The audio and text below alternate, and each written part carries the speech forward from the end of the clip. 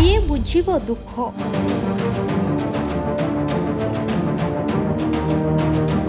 କିଏ ଦେବ ରୋଜଗାର?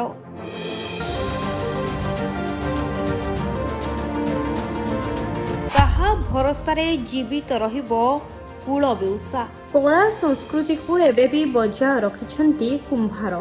ଆଧୁନିକ ଯୁଗରେ ମଣିଷ କୂଳ ବେଉସା ଭୁଲି ଯାଇଥିବା ବେଳେ ଆଧୁନିକ ପରମ୍ପରାକୁ ଛାଡ଼ି କୂଳ ବେଉସା କାର୍ଯ୍ୟରେ ଲିପ୍ତ ଔପଦା ବ୍ଲକ ଫତେପୁର ପଞ୍ଚାୟତ ଡିମିରିଚୁଆ ଗ୍ରାମର କୁମ୍ଭାର ଜନଜାତି।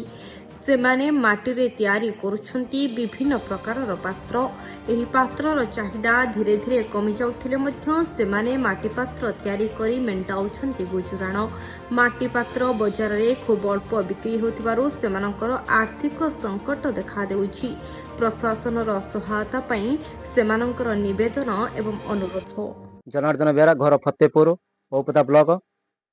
ଆଜ୍ଞା, ମୁଁ ଗୋଟେ କଥା କହିବାକୁ ଅଛି। ଆମର ଏ ଯେଉଁ କୁମ୍ଭାର ସଂଘ, କୁମ୍ଭାର ଗୁତିରୁ ଆମେ ଯେଉଁ ବେପାର କରୁଥିଲୁ, ଏ ଯେଉଁ କଳସଟେ ଦାମ 25 ଟଙ୍କା, ଭରଣ ପୋଷଣ ହେଇପାରୁନାହିଁ, ଚଳିବାକୁ କଷ୍ଟ ଲାଗୁଛି। କିନ୍ତୁ ସେତିକି ଯେଉଁ 200 ଟଙ୍କା ଡେଲି ବିକ୍ରି ହେଲାକୁ ଘର ଖର୍ଚ୍ଚ ମେଣ୍ଟେନାନ୍ସ ହେଇପାରୁନାହିଁ। ଯେତେବେଳେ ନ ହେଇପାରୁଛି ଆମେ ତ ଗାଁକୁ ଗଲାକୁ ତ ବେପାର ତ ନିଶ୍ଚିତ ସାମଗ୍ରୀ ତ ରଖୁନାହାନ୍ତି, ମାଟି ଜିନିଷ ତ ନେଇକି ପରିଶ୍ରମ କରି ଗଲାକୁ ଫେରି ଆସୁଛି। ସେତିକିର ଦିନରେ ହଉନାହିଁ, ଡେଲି 300-400 ମଜୁରୀ ହଉନାହିଁ। ଆମେ ଚଳିବୁ କେମିତି? ସରକାର ତରଫରୁ କିଛି ଯଦି ସୁବିଧା ମିଳନ୍ତା ଆମେ ଟିକେ ସାହାଯ୍ୟ କିଛି ପାଆନ୍ତୁ ସରକାର ତରଫରୁ। ସରକାର ଆମକୁ ଅନଉନାହାନ୍ତି। ଆପଣ ପ୍ରତିଦିନ କେତେ ଆପଣ ମାଟି ଗଢୁଛନ୍ତି, ମାଟି ହାଣ୍ଡି ଗଢୁଛନ୍ତି? ଡେଲି ଛୋଟ ଜିନିଷ ତିଆରି ହେଲେ 100 ହେଇପାରିବ, ବଡ ଜିନିଷ ଅତିରୁ 40ରୁ 50। ଆଉ ସେତିକି ଶୁଖିଲା ପରେ ପୁଣି ତାକୁ ପିଟା କରାଯିବ। ଆପଣଙ୍କର ଆନୁମାନିକ ମୂଲ୍ୟ କେତେ ରହୁଛି? ଆନୁମାନିକ ମୂଲ୍ୟ ହଉଛି 200-300 ବିଲା ରହୁଛି। ତ ଆପଣ ଯେଉଁ ପରିମାଣରେ ଆପଣ ପାରିଶ୍ରମିକ ହଉଛି ସେ ପରିମାଣରେ ଆପଣଙ୍କର ହେଇପାରୁଛି ଅର୍ଥ ଇନକମ ନା, ହେଇପାରୁନାହିଁ। ଡେଲି ଖର୍ଚ୍ଚ ଆସିପାରୁନାହିଁ। ଦୋକାନ ଯୋଉ ଦୋକାନୀ ଧରିଛନ୍ତି ସେ ଦୋକାନ ଲୋକ ଗଲାକୁ ପୁଟୁଳି ଭଳିଆ ସଜ ଆଣିଲା ବେଳକୁ ଦୋକାନ କହୁଛନ୍ତି ଆମେ ସବୁ ତ ଏଠି ପାଇପାରୁଛୁ, ଆମେ କାହିଁକି ଗାଁରୁ ନମୁ କାହିଁକି? ସେଥିପାଇଁ ଆମର ବେପାର ଲୋପ ପାଇଯାଇଛି। ଆଜ୍ଞା, ହେଇପାରୁନି। ଆମେ ସରକାର ତରଫରୁ ନିବେଦନ କରୁଛୁ ଯେ କିଛି ସାହାଯ୍ୟ ଯଦି ସରକାର ମିଳନ୍ତା ଆମେ ଟିକେ ପିଲାପିଲି ବି ସବୁ ଚଳି ପାରନ୍ତେ, ଆମେ ବି କୁଟୁମ୍ବ ପୋଷି ପାରନ୍ତୁ। ମାଟି ହାଣ୍ଡି ଘୋଡୁଛୁ, ତାପରେ ଘର ପରିବାର ନେଇକି ଆମେ ଚଳୁଛୁ।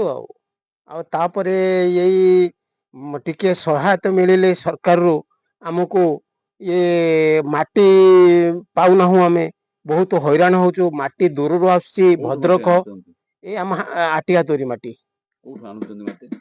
ଭଦ୍ରକରୁ ଆସୁଛି, ସୁରରୁ ଆସୁଛି, ଆଉ ଏଠୁ ଆସୁଛି ଆମର ଜାମଝାଡି ପାଖରୁ, ଏଇଭଳି ଆସୁଛି। ଆଉ ତ କଣ ଆପଣ ଚାହୁଁଛନ୍ତି କଣ? କେତେ ଆପଣ ଏମିତି ମାଟି ସବୁ ହାଣ୍ଡି ତିଆରି କରୁଛନ୍ତି ପ୍ରତ୍ୟେକ ଦିନ? ମାଟିର ଜିନିଷ ସବୁ ମାଟି ଜିନିଷ ତିଆରି ହଉଛି ପ୍ରତ୍ୟେକ ଦିନ 20-30 ଏଇଭଳି।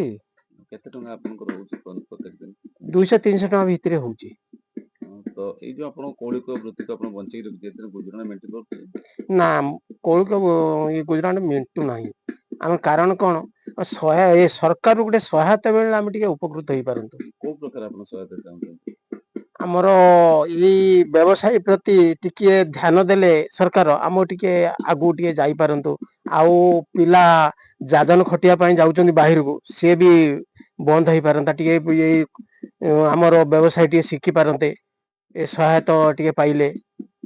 ତ କେତେ ଆପଣ ଏଟା କୋଉଠି ନେଇକି ଯାଆନ୍ତି ବିକ୍ରି କରିବା ପାଇଁ? ଆମେ 5-6 କିଲୋମିଟର ପାଖେ ଯାଉ କେମିତି ନେଇକି ଗାଁରେ, ଏଇ ସାଇକେଲରେ, ଭାରରେ, ଏଇଭଳି। ମାଟି ଗଢା ଲୋକ ବା କୁମ୍ଭାରଙ୍କର କାହାଣୀ, ଯୋଉଥିରେ ସେମାନେ କିଛି ମାଟି ପାତ୍ର ତିଆରି କରୁଛନ୍ତି କିନ୍ତୁ ତାଙ୍କର ଗୁଜୁରାଣ ମେଣ୍ଟି ପାରୁନାହିଁ। ଯୋଉଥିରେ ସେ ବାଧ୍ୟ ହେଇ କରୁଛନ୍ତି ଏଇଥିପାଇଁ, ଏଇ ତାଙ୍କର ସଂସ୍କୃତିକୁ ବଞ୍ଚେଇବା ପାଇଁ।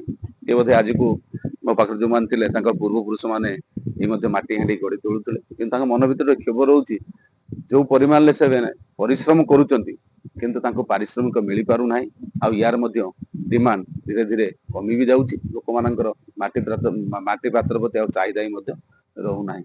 ଆଉ ସେ ମଧ୍ୟ ପ୍ରଶାସନକୁ ମଧ୍ୟ ଗୁହାରି କରିଛନ୍ତି, ତାଙ୍କୁ ମଧ୍ୟ କିଛି ସରକାରୀ ସହାୟତା ମିଳିଲେ ସିଏ ଆଉ କେମିତି ଉନ୍ନତି କରିପାରିବେ ସେ ବିଷୟ ମଧ୍ୟ ସେ କହୁଥିଲେ। ବାଲେଶ୍ୱର ଖଇରାରୁ ଧନଞ୍ଜୟ ପଣ୍ଡା, ଚକା ଆଖି ନ୍ୟୁଜ୍।